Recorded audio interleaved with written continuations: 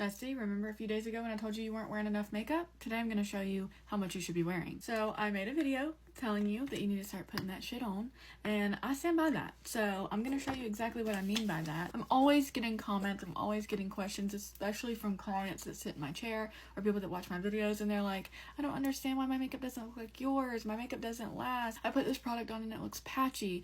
9 times out of 10, it's because you're not using enough product. I know that sounds crazy, and I know you're like, this girl doesn't know what she's talking about, but I do. And I'm going to show you what I mean. The first step is very important, and that's always skin prep. And I am doing my little skin prep routine right now. Your skin prep routine is going to depend on your skin type and what you want your makeup to look like and how you want it to wear throughout the day. I do have a full video on skin prep. Actually, I have a few of them. If you just type in my name and skin prep, you'll see all the skin prep videos. And when you're doing skin prep, use a lot of freaking product. Stop getting just the tiniest bit on your nail and putting that on your face and calling it a day when you do moisturizer. Like, put that shit on. Your skin should look like this. It should be reflective by the time you get done doing your skin prep routine. Skin prep is done. I am going to start pumping out my foundation. This one is running out. This is the Giorgio Armani Luminous Silk Foundation. I already have like 2 pumps on the back of my hand, but that's not going to be enough. I'm going to pour some onto the back of my hand. One of my all-time favorites because it just looks so beautiful on all skin types. I'm gonna use what's on the little pumper, and I'm gonna begin stippling this in with a brush. And do you see how much product I'm using? I am not skimping, okay? I know this is kind of pricey, but you can get a cheaper foundation and still do the same technique. I use the L'Oreal True Match foundation all the time to do the same thing. Okay, now we're going in with concealer, and I'm using the Hourglass Vanish Concealer, and this is how much product I like to use. Honestly, I don't feel like this is too much, but it might be for somebody that doesn't wear a ton of makeup. But in my previous video where I was talking about how you guys don't wear enough makeup, I was showing that you guys use like the tiniest dot of concealer, and you're like, I don't understand why it's not staying all day. I'll tell you why it don't last, because you're not using enough. Okay, then I'm going to go in with the Tower 28 concealer as well, just to brighten, because that's not my usual shade of the Hourglass concealer. I'm using a sponge, and I'm just gently tapping the concealer exactly where I placed it to not move it around too much.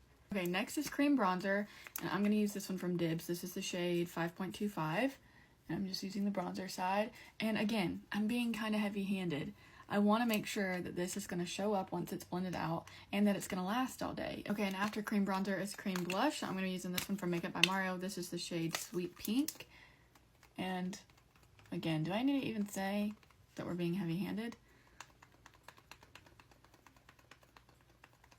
And if you know me, you know I like putting a little bit on my chin, and now we're going to blend. If you think this is where all the makeup ends, no, you're very wrong. There's way more steps. Now we're going to set everything with powder. So I'm going to use the Laura Mercier Ultra Blur Translucent Rose Setting Powder on a powder puff.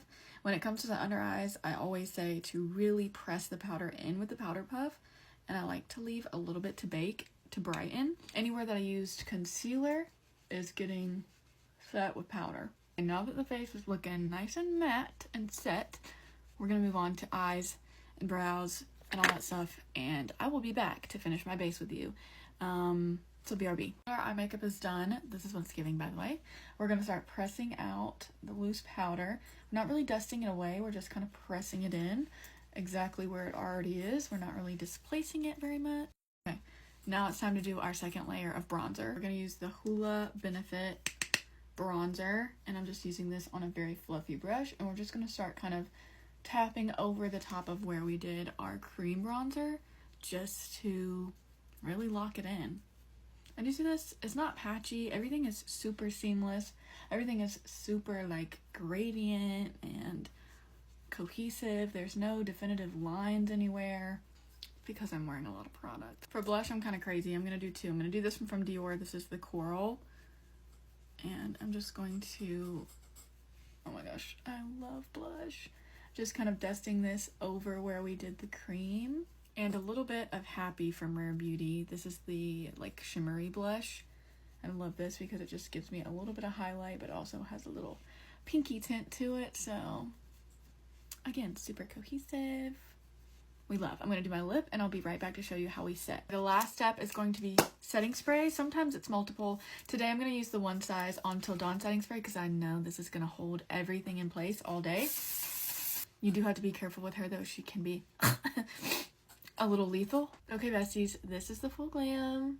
I'm obsessed with how it turned out. I can't wait to hear your thoughts. I love you so much. Thank you for being here, and I'll see you again soon. Bye, bestie.